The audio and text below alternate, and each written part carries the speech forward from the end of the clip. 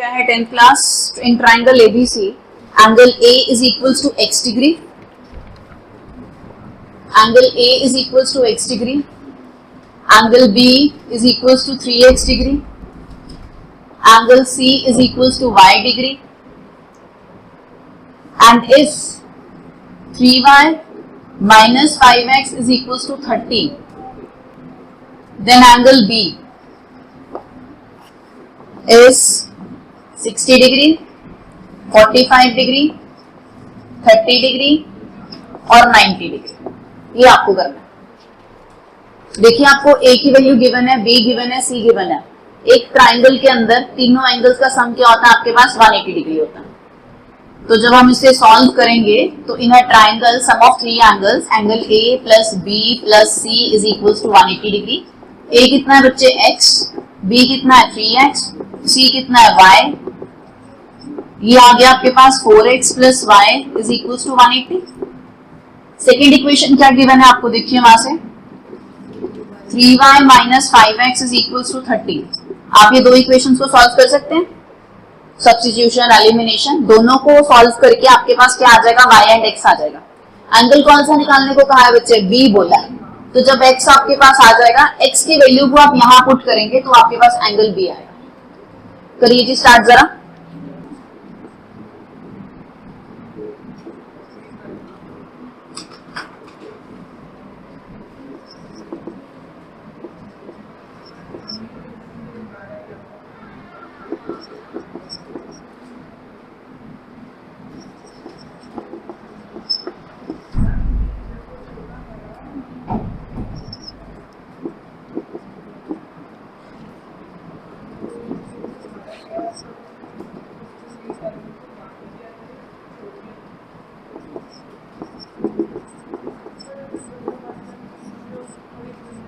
देखिए अब यहाँ पर बच्चे x की बात आ रही है, क्योंकि आप देखिए एंगल B आपके पास कितना है? 3x है, तो हमें तो x ही चाहिए, फिर y निकालने की जरूरत ही नहीं है। x की वैल्यू 30 डिग्री आएगी और एंगल B की वैल्यू आपके पास है 3x which is equals to 3 into 30, answer is 90 degree. तो आपका जो D पार्ट है या फोर्थ पार्ट है वो करेक्ट है। आपके पास इस असाइनमेंट का if 2x by 3 minus y by 2 plus 1 by 6 is equals to 0 and x by 2 plus 2y by 3 is equals to 3, then x is equals to minus 2, y is equals to minus 3, x is equals to 2, y is equals to minus 3, x is equals to minus 2, y is equals to 3 and x is equals to 2 and y is equals to 3।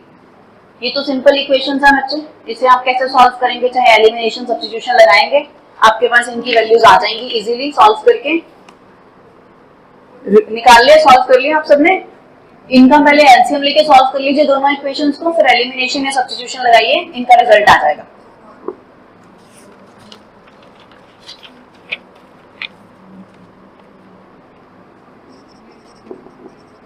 Third part देखिए, आप पहले देख लीजिए मेरे से questions, उसके बाद आप स्टार्ट कीजिएगा। थर्ड पार्ट में क्या है? दो इक्वेशंस गिवन है, हैज अ यूनिक सॉल्यूशन। क्या होता है यूनिक सॉल्यूशन की condition?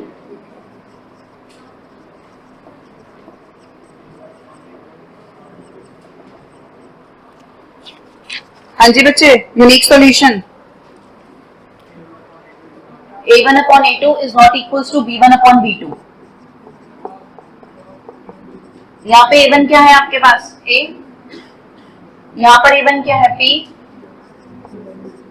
Not equal to b upon q। कौन सी कंडीशन सेटिस्फाई हो रही है इसमें? क्रॉस मल्टीप्लाई कर देंगे इनको, तो aq is not equals to bp। तो कौन सा वाला पार्ट आएगा आपका? a part. Okay, next part,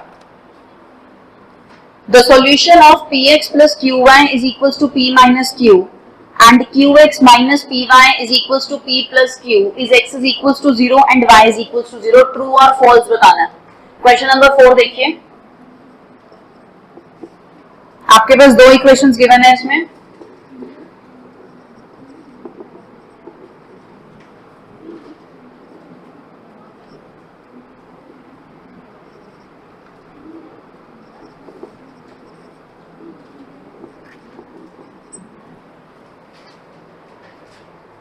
ये दोनों पार्ट अभी कर रहे हैं आप, करिए पहले, ये हो गए दोनों पार्ट्स।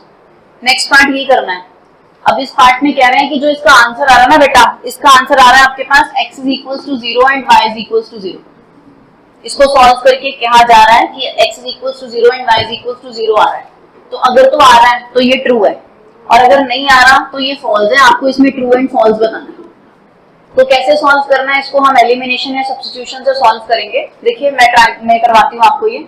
इसको q से मल्टीप्लाई करते हैं, इसको p से मल्टीप्लाई करते हैं, एलिमिनेशन मेथड यूज करते हैं।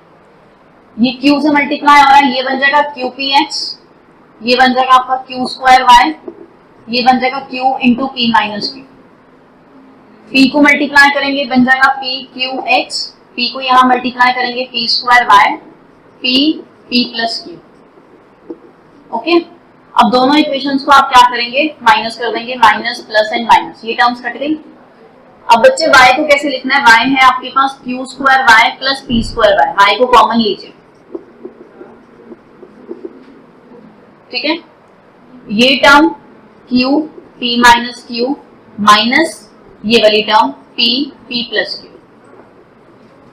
y q square plus p square, यहाँ पर आ जाएगा qp minus q square minus p square minus pq। ये दोनों टर्म्स कट गई आपके पास। y q square plus p square is equals to, ये टर्म आ रही है, इसमें से माइनस कॉमन ले लेते हैं, p square plus q square. तो y की वैल्यू आ गई minus p square plus q square upon q square plus p square. ये दोनों टर्म्स कट गई, तो y की वैल्यू आपके पास आ जाती है -1। आपको कहा जा रहा था कि x और y का जो रिजल्ट आ रहा है वो 0 आ रहा है, लेकिन हमारा तो -1 आ रहा है। इसका मतलब ये क्या है, स्टेटमेंट फॉल्स। ओके, करिए यहां तक क्वेश्चंस। थर्ड का आंसर आपके पास ये है, फोर्थ का आंसर आपके पास क्या है, फॉल्स।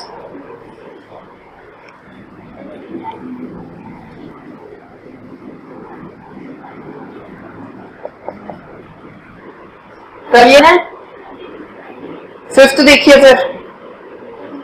आप कर रहे हैं इसको रवि अभी?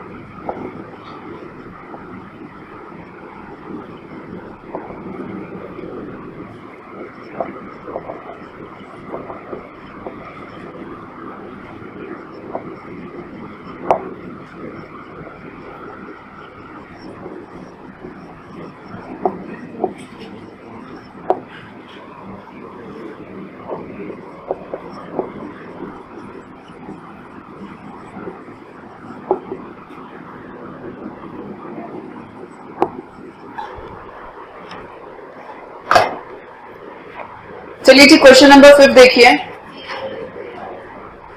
क्या आ रहा है जी।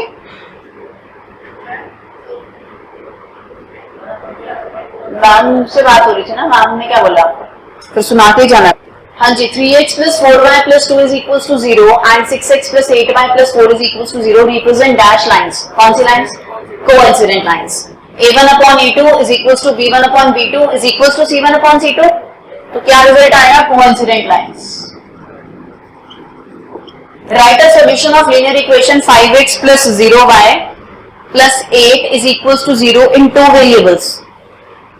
कैसे आएगा बच्चे, इस लाइन की आपने सॉल्यूशन बताना है। सॉल्यूशन का मतलब होता है x को कुछ पुट करके y की वैल्यू निकालना, या y को कुछ पुट करके x की वैल्यू निकालना।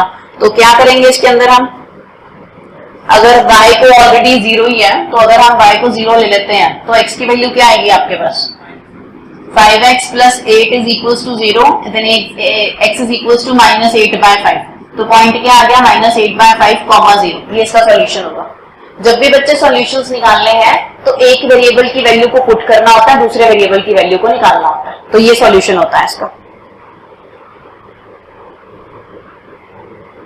अब यहाँ पे y को आप कुछ भी पुट कर सकते हैं, जो मर्जी आप पुट कर दीजिए बच्चे, 0 के साथ मल्टीप्लाई होके वो आपके पास 0 ही रहेगा।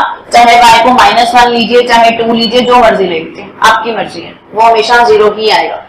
नेक्स्ट है the equation axn plus byn plus c is equals to 0 represents a straight line if।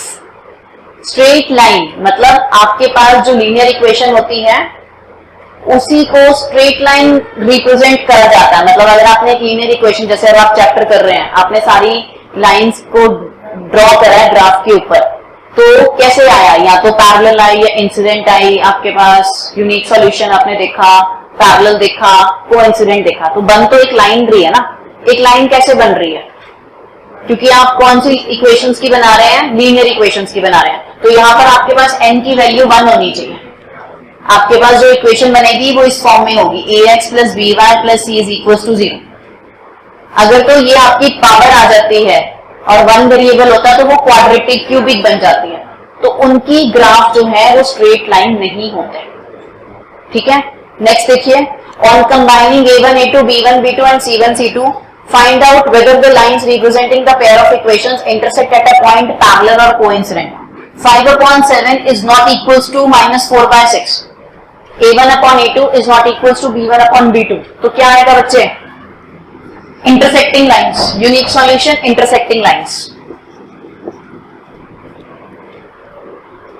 Question number 9th, the sum of numerator and denominator of a fraction is 3 less than twice the denominator।